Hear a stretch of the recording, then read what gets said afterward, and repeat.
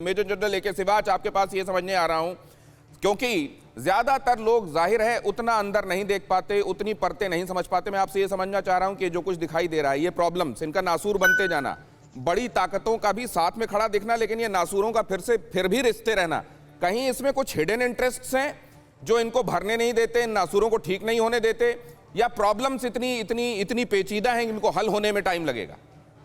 बिल्कुल दिनेश, हाँ, कुछ एक ऐसा है कि सिचुएशन काफ़ी कॉम्प्लेक्स है, इसलिए इसको टाइम लगेगा। मगर इसमें कोई शक और सवाल नहीं, चीन जो है ताइवान को ज़बरदस्ती हड़पना चाहता है और वो वन चाइना पॉलिसी में कहता है ताइवान हमारा हिस्सा है और ताइवान आना चाहिए, और इसके लिए वो किसी हद तक जाने के लिए तैयार है। मगर अभी रेड लाइन ड्रॉ कर दी है ताइवान ने भी और अमेरिका ने भी। अगर ताइवान के ऊपर हमला करता है चीन, तो अमेरिका खुल के ताइवान के साथ आ जाएगा। और इसके साथ साथ जो ताइवान स्टेट के अंदर मेडिटेरियन लाइन बना दी है, अगर इसको पार करके चीन की कुछ भी एयरफोर्स या नेवी ताइवान की तरफ जाती है तो वो हमला माना जाएगा। ताइवान के पास भी इतनी कैपेबिलिटी है कि उसके एयर डिफेंस भी बड़ा अच्छा मजबूत है, पेट्रोइड मिसाइल है, terminally high altitude area defence system है, F-22 और F-35 भी उसको मिल रहे हैं। उसके अंदर भी काबिलियत है, किसी हद तक वो चीन का मुकाबला कर सकता है और इसी प्रकार से अमेरिका उसको खुल के आएगा। ये चीन को मालूम हो गया है और मुझे लगता है आने वाले समय में एक तो बात साफ हो गई है कि ताइवान जो एक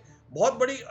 एक तो अच्छा डेमोक्रेसी कंट्री बन के उभरा है, और सेकंड बात यह है कि आने वाले समय में मुझे नहीं लगता कि चीन किसी हद कभी भी ताइवान को भी हड़प पाएगा, क्योंकि ताइवान को हड़प नहीं सकता, लेकिन वो असर्ट करता रह रहा है, ये हम देख रहे हैं सर। और इसको मैं ये समझना चाहता हूं, रोहित देव मैं आपके पास आ रहा हूं, कर्नल दिन्नी में आपके उसके फौरन बाद आपके पास आ रहा हूं, लेकिन रोहित देव मैं आपसे ये समझना चाह रहा हूं कि ये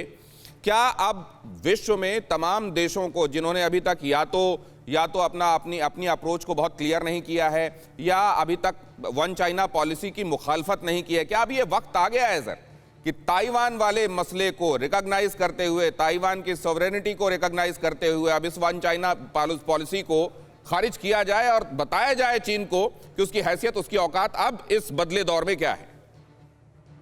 दिनेश जी, पहले तो आपको और दर्शकों को जय हिंद, नए साल में मुबारक।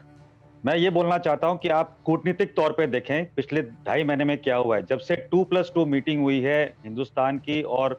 अमेरिका की, और उसके पहले और बाद में जो नेवल एक्सरसाइज के दौरान जो क्वाड का जो गठबंधन एक तौर से बना है, उसको अगर आप सामूहिक तौर पे देखें तो यही 2 चीजें हैं, तिब्बत को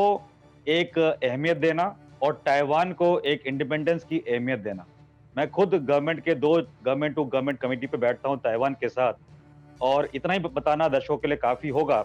कि ताइवान कभी भी अपने मंसूबे से चीन से नहीं मिलेगा, और जहां तक हो सके जो वर्ल्ड कम्युनिटी है वो ताइवान का साथ देगी, चाहे वो आर्थिक रूप से हो, चाहे वो इंडस्ट्रियल रूप से हो, और चाहे वो मिलिट्री रूप से हो। तो ये जो एक जो गठ बन रहा है, जो ताइवान के साथ खड़ा है, चीन को उसका अंदेशा है, बट चीन को उसकी परख नहीं है कि किस हद तक जाएंगे। दूसरा, जो आपने तिब्बत का सवाल उठाया, वक्त आ गया था क्योंकि हम किसी एक डिप्लोमेटिक टर्मोइल में हैं पिछले कुछ साल से, उसका खुलासा करने के लिए जब पोम्पियो यहाँ आए थे तो यहाँ पे जो बातचीत हुई